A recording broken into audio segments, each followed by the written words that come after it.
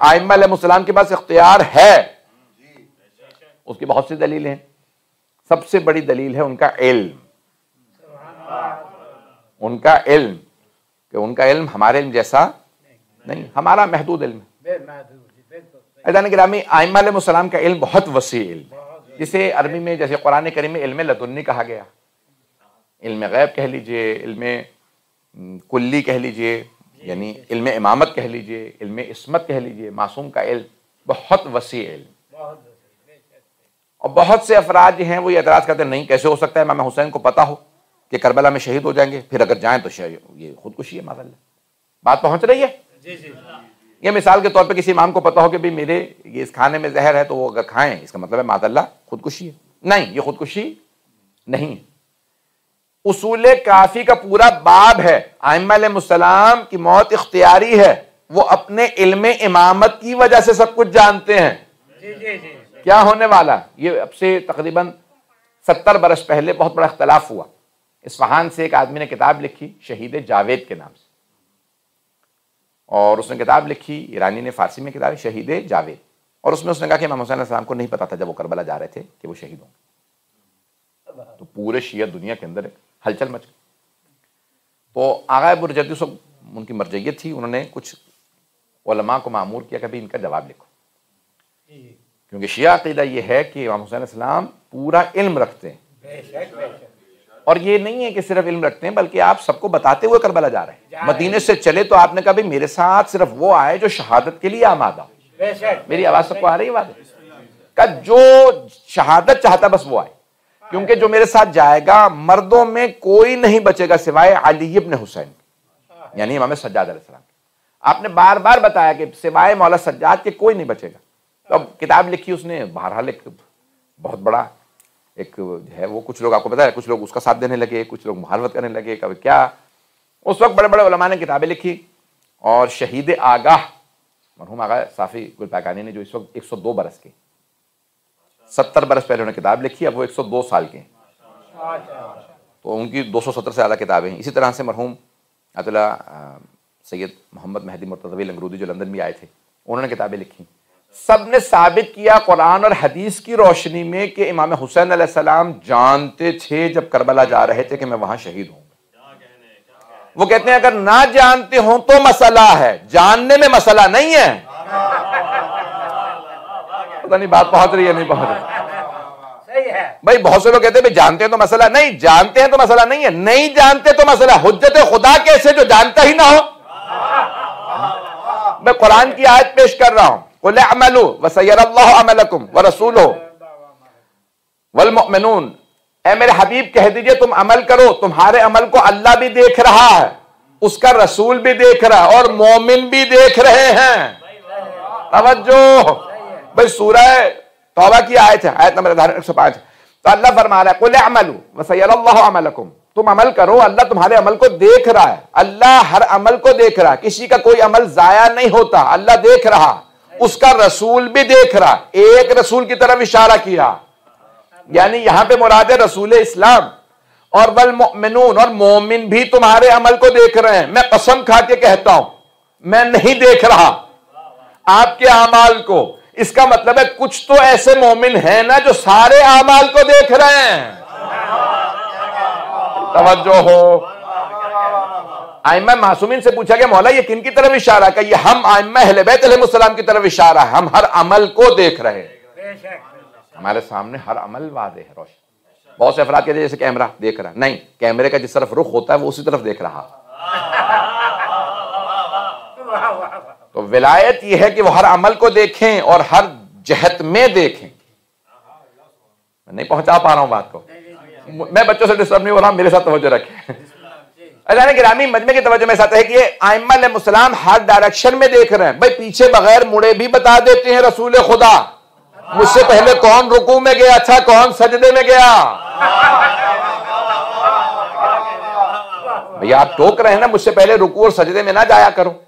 کہا یا رسول اللہ آپ کا رخ ہوتا ہے قبلے کی طرف، ہم پیچھے کھڑے ہوتے ہیں، یہ آپ کو پتا کیسے چلتا ہے کہ ہم میں سے کون رکوع میں پہلے گیا، کون سجدے میں پہلے گیا. کہا میں پیچھے سے بھی ایسے ہی دیکھتا ہوں جیسے میں سامنے سے دیکھتا ہوں. یہ قرآن کی آیت ہے. قل اعملوا وسيرى الله عملكم ورسوله كيف بك اذا جئنا بك على هؤلاء. اے میرے رسول کیسا آپ کو لگے گا جب ہم ہر قوم پہ جئنا بكل امة بشهيد وجئنا بك على هؤلاء شهيدا، ہم ہر امت پہ ایک گواہ لے کے آئیں اور ان ہر گواہوں پہ آپ کو گواہ بنا کے لائیں. نہیں پہنچا سکا. ہر امت پہ ایک گواہ لے کے آئیں، اس امت کا نبی ان پہ گواہ، وَجِئْنَا بِكَ عَلَىٰ هَٰؤُلَاءِ شَهِيدًا، اور ان تمام گواہوں پہ آپ کو گواہ بنا کے لائیں. بھائی گواہی تب تک کوئی نہیں دے سکتا جب تک خود گواہ ہو نہیں. کچھ لوگ پہنچ گئے ہیں. بھائی آپ میں سے کوئی عدالت جائے، آپ سے جج پوچھے آپ تھے وہاں گواہی دینے آئے ہیں کہ نہیں میں تھا نہیں، میں نے دیکھا نہیں، تو جج کہے گا بھئی یہ شاہد نہیں ہے، یہ گواہ نہیں ہے، یہ وٹنس نہیں ہے، اس کو نکال دو. جب اس نے دیکھا ہی نہیں تو گواہی کیسی؟ گواہی وہ دے سکتا ہے جس نے مشاہدہ کیا ہو. جس نے مشاہدہ کیا ہو وہی شہادت دے سکتا ہے. عربی فارسی اردو میں بھی کہتے ہیں شہادت دینے گیا ہوں. میں عدالت میں شہادت دینے گیا تھا. شہادت دینے گیا یعنی میں گواہی دینے گیا. وٹنس، بھئی جو وٹنس نہ کیا ہو وہ وٹنس نہیں بن سکتا. اللہ کہہ رہا ہے میرے رسول میں سارے گواہوں پہ آپ کو گواہ بنا کے لاؤں گا. گواہ وہ ہو سکتا ہے جو گواہ ہو. جس نے مشاہدہ کیا ہو وہی شہادت دے سکتا.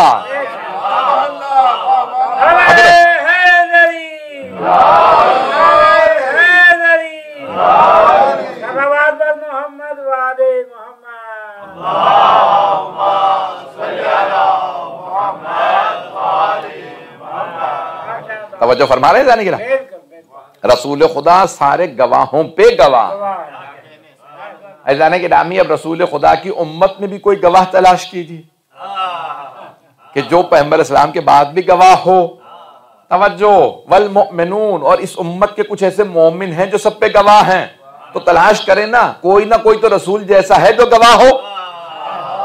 اب یہ نہ کہیے گا رسول ہم جیسے، تو پھر بتائیے میں نے کل رات کیا کھایا تھا. اگر آپ کو نہیں پتا تو مانے کچھ ایسے ہیں جو ہر چیز پہ ہر عمل پہ شاہد ہیں. وہی حجت خدا ہے، وہی ولایت مطلقہ کے مالک ہیں.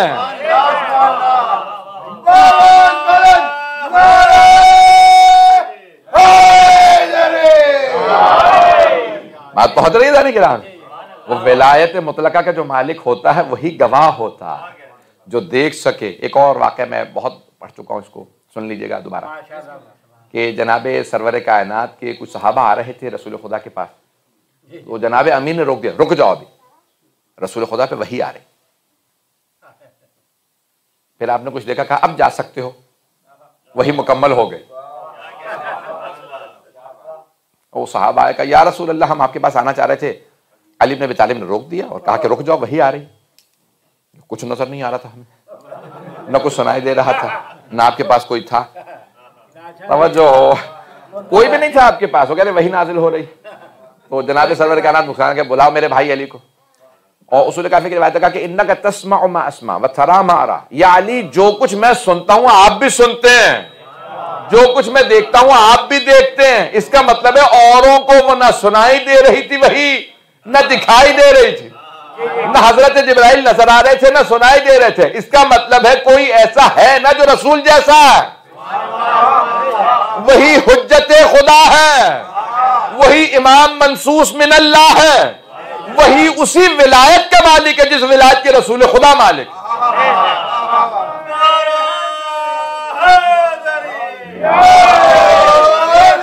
توجہ فرمائی جائیں گے کہ رسول خدا کے پاس جو ولایت ہے وہی علی مرتضیٰ کے پاس ہے، وہی حسن مجتبیٰ کے پاس ہے، وہی حسین ابن علی کے پاس ہے علیہ الصلوۃ والسلام. حضرات گرامی کی ولایت کا معاملہ ہے، اس میں سمجھوتا نہیں کیا جا سکتا کہ ہم تبرکن تیمنن کہہ دیں کہ بھئی ایسا آدمی ہوگا اس کے پاس ہوگی. ایک بہت بڑے عالم دین تھے، مرحوم ہو گئے، اہل سنت تھے، سنی سے شیعہ ہوئے تھے. کہنے لگے یا علی آپ کی ویسے قسمت، ماننے پہ آتے ہیں تو ہر طرح کے پیر فقیر کو مان لیتے ہیں. بازار میں بیٹھا ہے، لباس بھی پورا نہیں ہے، بیٹھا بتا رہا ہے میں سارے قسمت کے حالات بتا دوں گا، ہر آدمی بیٹھا پوچھ رہا بتا. اور کہا نہیں ماننے پہ آتے تو آپ جیسے ولی کو نہیں مانتے. بات پہنچ رہی ہے نہیں گرامی؟ ماننے پہ آتے تو ہر کوئی آدمی کہتے گا میں بڑا گیانی ہوں، میں بہت پہنچا ہوا ہوں، میں بہت معلومات رکھتا ہوں۔ میں ایک وہ دیکھ رہا تھا، کسی نے مجھے کلپ بھیجا ہوا تھا کہ ایک صاحب کہہ رہے ہیں وہ ہندوستان کے، میں بہت گیانی ہوں، میں بہت علم رکھتا ہوں۔ لائن لگی ہوئی، ہر آدمی کہہ رہا ہے، وہ خود ہی کہہ رہا ہے، وہ کوئی آدمی تصدیق کرنے والا نہیں ہے کہ گیانی ہے یا نہیں، علم رکھنے والا ہے یا نہیں ہے، ہر آدمی پوچھ رہا ہے میرا یہ بتا دو وہ بتا دو۔ اذان گرامی، جس کے لیے اللہ کہہ رہا ہے قل کفی باللہ شہیدا بینی و بینکم ومن عندہ علم الکتاب، اے میرے حبیب ان کافروں سے کہہ دیجئے تمہارے اور میرے درمیان بس دو گواہ کافی ہیں، ایک اللہ، دوسرا وہ جس کے پاس پوری کتاب کا علم ہے۔ تو میں نے آپ کو یہ بحث شروع کی تھی کہ ولایت کے لیے پہلی دلیل یہ ہے علم۔ موضوع یاد ہے میرا کہ علم پہلی دلیل ہے کہ یہ ولایت کیسے، ان کے علم کی وجہ سے۔ ان کا علم عام علم نہیں، ان کا علم بڑا مخصوص ہے، ان کا علم خاص ہے۔ کبھی ایسا نہیں ہوا کسی نے ہمارے کسی امام سے سوال کیا تو امام نے کہا میں کل بتاؤں گا، پوچھ کے بتاؤں گا، دیکھ کے بتاؤں گا، کسی بی بی ہی سے پوچھ لوں گا۔ تبھی لوگ ہیں نہیں بھئی، جس زبان میں سوال ہوا امام نے اسی زبان میں جواب دیا، جس کتاب سے سوال ہوا اسی کتاب سے جواب دیا، جس رفتار سے سوال ہوا اسی رفتار میں جواب دیا، جس جگہ سوال ہوا اسی جگہ جواب دیا۔ یہ نہیں کہا کل بتاؤں گا۔ توجہ، امام علیہ السلام سے کسی نے سوال اعتراض کیا کہ یا علی کیا بات ہے، آپ سوچتے کیوں نہیں ہیں؟ جیسے سوال ہوتا فوراً جواب دے دیتے ہیں۔ تو آپ نے، ابھی منہ سے نام نکلنے والا تھا کیونکہ روایت میں نام ہے، تو آپ نے ایک مرتبہ فوراً اس کو مخاطب کر کے کہا کہ بتاؤ تمہارے ہاتھ میں انگلیاں کتنی ہیں؟ تو اس نے کہا 5۔ آپ نے فرمایا، مولا نے کہا کہ تم نے سوچا کیوں نہیں؟ کہ یا علی سوچنے کی ضرورت کیا ہے، یہ 5 انگلیاں ہمیشہ آنکھوں کے سامنے، کہ جس طرح سے تمہاری آنکھوں کے سامنے تمہاری 5 انگلیاں، مجھ علی کے سامنے کل کائنات ہے۔ علم امامت ایسا، علم ایسا ہے کہ جہاں ولایت خود بخود وہاں آتی ہے جہاں علم اللہ خاص دیتا ہے، جن کے لیے رسول اکرم نے فرما دیا کہ انا مدینۃ العلم وعلی باب فمن اراد العلم فلیأت الباب، جسے میں علم کا شہر ہوں، علی اس کا دروازہ، جسے علم چاہیے وہ در پہ آ جائے۔ حدیث مکمل یہ ہے، آپ نے فرمایا کہ میں علم کا شہر، علی اس کا دروازہ، جسے بھی علم چاہیے وہ در پہ آ جائے۔ میں سوچا کرتا تھا یا رسول اللہ یہ کہنے کی کیا ضرورت تھی، در پہ آ جائے؟ پھر مجھے بعد میں سمجھ میں آیا کہ بہت سے لوگوں نے اضافہ کر دیا تھا، دیواروں کا، چھت کا، پرنالے کا۔ تو آپ نے فرمایا اور بھی اگر آ جائیں تو در ہی پہ آنا، دیواریں نہ پھلانگنا۔ تو پہلی شرط ہے علم، پہلی شرط علم۔ عزیزان گرامی، اہل بیت کے بڑے سے بڑے دشمن نے بھی مانا ہے علم میں ان سے زیادہ کوئی۔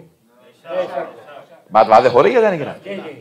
میں صرف ایک نوجوانوں کے لیے خاص طور سے یہ پیش کر دوں، اس کو بھی میں نے پیش کیا کسی مقام پہ، کہ خوارج 10 جمع ہوئے کوکب دنیا میں موجود ہے، اور ایک ہی سوال جناب امیر سے کہا کہ ہم 10 دفعہ کریں گے اور ہر دفعہ نئی دلیل مانیں۔ تو انہوں نے ایک کے بعد ایک چھپ چھپ کے آتے رہے جناب امیر کے سامنے۔ تو پہلے نے آ کے کہا یا علی مل افضل، العلم والمال، بتائیے علم افضل ہے یا دولت، مال و دولت؟ تو آپ نے فرمایا العلم۔ اچھا، دیوار کے پیچھے چھپ گیا تاکہ علی کو پتہ نہ چلے، پتہ نہیں لوگ ہیں یا نہیں، دیوار کے پیچھے چھپ گئے تاکہ مولا کو پتہ نہ چلے کہ ہم چھپ کے سوال کرنے آ رہے ہیں۔ ہم ایسے کو امام ہی نہیں مانتے جو دیوار کے پیچھے بتا نہ سکے کون آ رہا۔ ہم ایسے امام کی امامت کے قائل ہیں جو پہاڑ کو دیکھ کے بتائیں جندب 10,000 کا لشکر ہے، اتنے میرے ہاتھوں مارے جائیں گے، اتنے بھاگ جائیں گے۔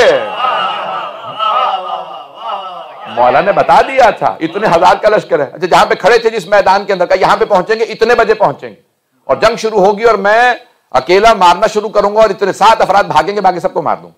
تو جناب جمدہ نے کہا مولا کتنا بڑا میدان ہے اور یہاں پہ کتنی زیادہ چونٹیاں ہیں، مولا ان چونٹیوں کی تعداد بھی کوئی جانتا ہے؟ مولا نے کہا تمہارا مولا صرف یہ نہیں جانتا کہ چونٹیوں کی تعداد کتنی ہے، میں یہ بھی بتا سکتا ہوں ان میں نر کتنے ہیں، مادہ کتنے ہیں۔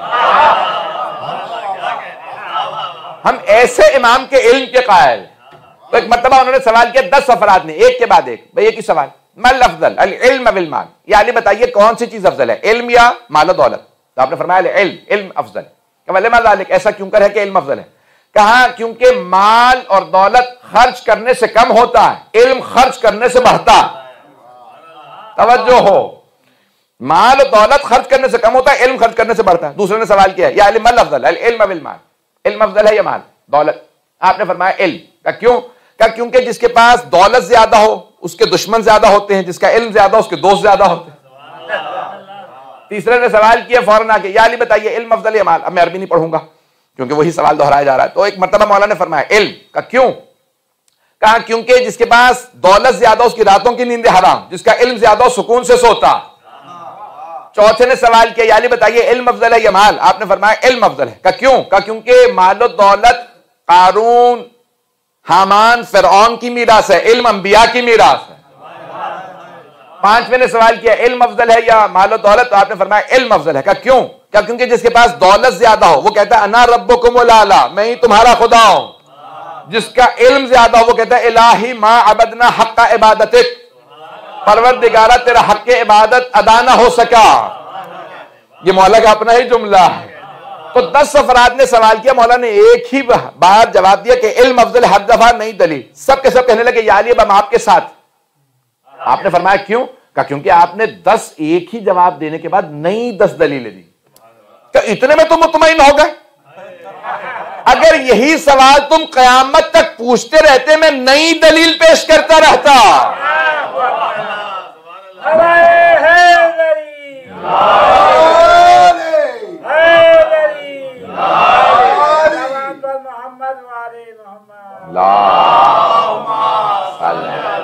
محمد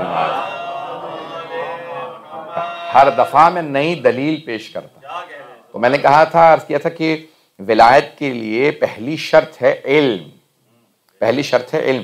یہ ولایت اللہ اسے دیتا ہے جس کا علم اتنا وسیع ہو کہ وہ جو فیصلہ کرے اس کے اندر اس فیصلے میں خطا کی گنجائش نہ ہو، جس کا علم ہی محدود ہو۔ جس کا علم محدود ہوگا وہ کبھی کہے گا یہ فیصلہ یوں ہے، کبھی کہے گا یہ فیصلہ یوں ہے۔ یہ فیصلوں کا بدلنا علم کی کمی کی علامت ہے، فیصلوں کا مستقل رہنا علم کی کثرت کی علامت ہے۔ کہ ولی کے لیے اس کا علم بہت وسیع ہونا چاہیے۔ اور کتنا وسیع ہونا چاہیے؟ جملہ پیش کر رہا ہوں، سارا مجمع میرے ساتھ اس کو پیش، کہ اللہ فرما رہا ہے قرآن کریم کے اندر کہ کوئی نہیں جانتا، لا یعلم تاویلہ الا اللہ والراسخون فی العلم، قرآن کی تعویل کو کوئی نہیں جانتا سوائے اللہ کے اور ان کے کہ جو علم میں اترے ہوئے ہیں۔ ترجمے کی ضرورت ہے مجھے؟ وضاحت کی ضرورت ہے؟ یہ نہیں اللہ نے فرمایا جن میں علم اترا ہوا۔ اب یہ دیکھیں جو یہاں پہ ادیب بیٹھے ہیں وہ تو پہنچ گئے ہیں۔ یہ فرمایا راسخون فی العلم، جو علم میں اترے ہوئے ہیں۔ میں سوچ رہا تھا میں آگے بڑھ جاؤں گا، یہ چند افراد کا پہنچنا میرے لیے کافی نہیں ہوتا۔ اجانے گرانے مثال کے طور پہ گلاس رکھا، میں میرے کیپیسٹی ہے، میں مثال کے طور پہ 2 گلاس پی لوں گا، 4 گلاس پی لوں گا، 2 4 6 گلاس کے بعد میری کیپیسٹی ختم ہو جائے گی، زیادہ نہیں پی سکتا۔ پہنچ گئے لوگ۔ میں ایک آدمی جو ہے زیادہ لمبا چوڑا ہوگا، اس کی زیادہ طاقت ہوگی، وہ کہے میں 2 جگ پی سکتا ہوں، 2 3 لیٹر 4 لیٹر، اس سے زیادہ تو کوئی نہیں پی سکتا۔ توجہ ہو، اب یہ پانی مجھ میں اتر رہا، توجہ، یہ پانی مجھ میں اتر رہا، ایک مرتبہ میں پانی میں اترا ہوا ہوں۔ اب نہیں پتا پانی کی مقدار کیا، یہ پتا مولانا پانی میں اترے ہوئے، تالاب بھی ہو سکتا ہے، دریا بھی، سمندر بھی۔ اب حدود نہیں معلوم کیونکہ پانی میں ہوں، پانی مجھ میں نہیں ہے۔ اللہ نے یہ نہیں فرمایا جن میں علم اترا ہوا ہے۔ ہم سیکھ رہے ہیں، ہم میں علم اتر رہا ہے، کچھ علم میں اترے ہوئے ہیں۔ اب جتنا علم ہے وہ علم میں اترے ہوئے ہیں۔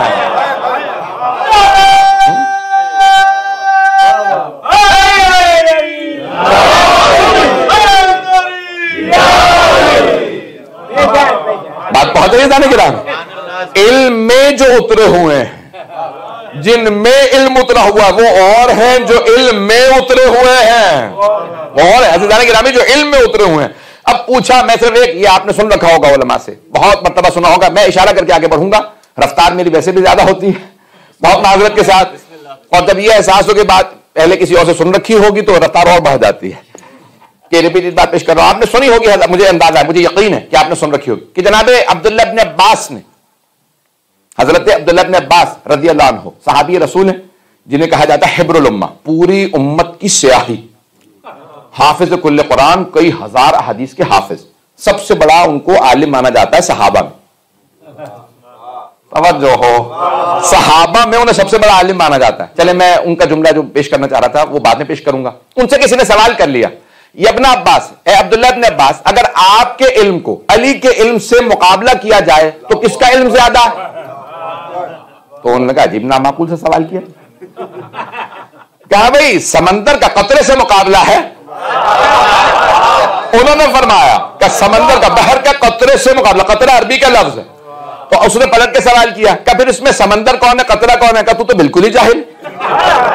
علی سمندر ہے, میں قطرہ ہوں, جو کچھ میرے پاس ہے علی سے لیا ہے, میں نے علی سے حاصل کیا. تو حبر الامہ فرماتے ہیں کہ پوری امت کی سیاہی ہونے کے باوجود علی سے میرا کوئی مقابلہ نہیں. سب سے قابل ہوتے ہوئے فرماتے ہیں سب کچھ حاصل کیا تو علی ابن ابی طالب سے حاصل کیا. انہوں نے ایک مرتبہ جناب امیر سے کہا, مولا محراب میں نماز پڑھا رہے تھے, جیسے عشاء کی نماز پڑھائی, کہا مولا اگر فاتحہ کی تفسیر بیان کر دیتے. مولا نے وہیں پہ اپنی ابا کو سمیٹا اور وہیں پہ تشریف فرما. جو میں نے کہا تھا کہ بات سن رکھی ہوگی وہ یہ ہے.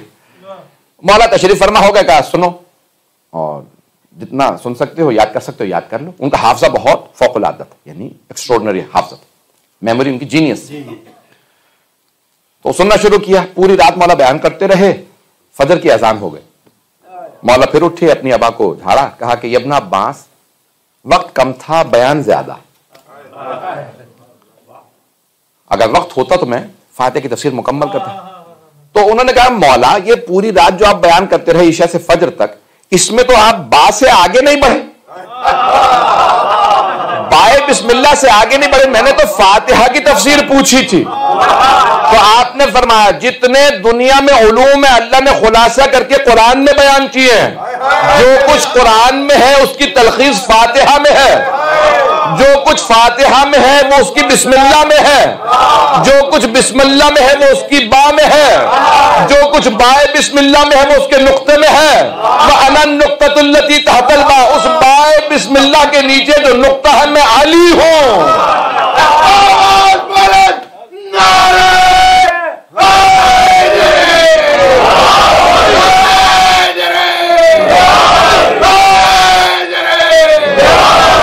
اور فرمایا تو جانے گرامی بعض افراد نے ایک اعتراض کیا, بھئی اس زمانے میں ابتدائے اسلام میں تو قرآن میں نقطے بھی نہیں تھے, اعراب بھی نہیں تھے. تو مرحوم جن کا آج انتقال ہوا تو حسن رحم علی, انہوں نے اپنی کتاب میں جواب دیا, فرماتے ہیں ہاں نہیں تھے, علی ہی نے نقطے لگائے تھے, اعراب بھی مولا نے لگوائے تھے. جس نے نقطے لگائے اسے پتا ہے نقطے کی اہمیت کیا ہے. انہوں نے بتایا بائے بسم اللہ کے نیچے جو نقطہ ہے وہ میں ہوں. علم ایک نقطہ, دوسری حدیث میں مولا فرماتے ہیں علم نقطہ تھا, اسے پھیلا کے لوگوں نے بڑھا دیا, سمیٹو تو سارے علوم نقطہ ہی بنتے. یعنی مولا نے اپنی ہی طرف اشارہ کیا. جانے کے رامی تو پہلی شرط ہے علم. اگر پہنچ گئے حضرات, پہلی شرط علم ہے. میں نے جو کل بھی پیش کیا تھا دوبارہ اشارہ کر کے آگے بڑھ رہا ہوں. تو علم نہ ہو تو ولایت نہیں ملتی, علم نہ ہو تو ولایت نہیں ملتی. اور اگر کوئی خود ہی کہہ دے نہ کہلوائیے, کوئی حفاظت کرتا ہوا مدینوں کی گلیوں سے کسی کی گفتگو سنے کہ کوئی ماں بیٹی سے کہہ رہی ہے دودھ میں پانی ملا دے, تو اچانک کوئی دیوار بھڑان کے آئے اور کہے کہ میں نے سن لیا, تم دیوار یہ بھی تم, میں نے دیکھ لیا کہ تم پانی ملانے والے تھے اس دودھ کے اندر, یہ اجازت نہیں ہے, رسول خدا نے منع کیا تھا, میں سزا دوں گا. تو وہاں پہ جو بچی تھی اس نے کہا کہ ہم نے تو ایک گناہ کیا تھا, میری ماں ایک گناہ کرنے والی تھی, تم تو 3 گناہ کر کے آئے ہو. تب 3 گناہ کیسے کیے؟ کہ قرآن نے فَأْتُوا الْبُيُوتَ مِنْ أَبْوَابِهَا, قرآن کی آیت ہے, گھروں میں آؤ دروازوں سے, دیواروں سے نہیں. آپ دیوار پھلان کے آئے ہیں.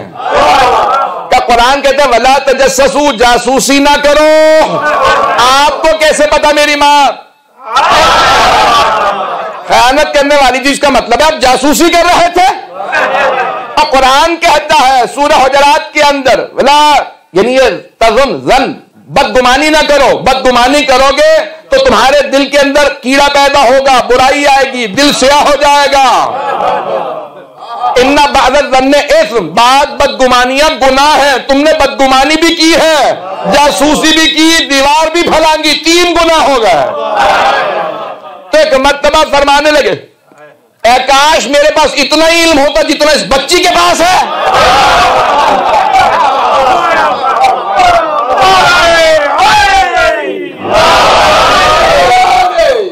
جتنا اس کے پاس علم ہے اتنا بھی نہیں ہے.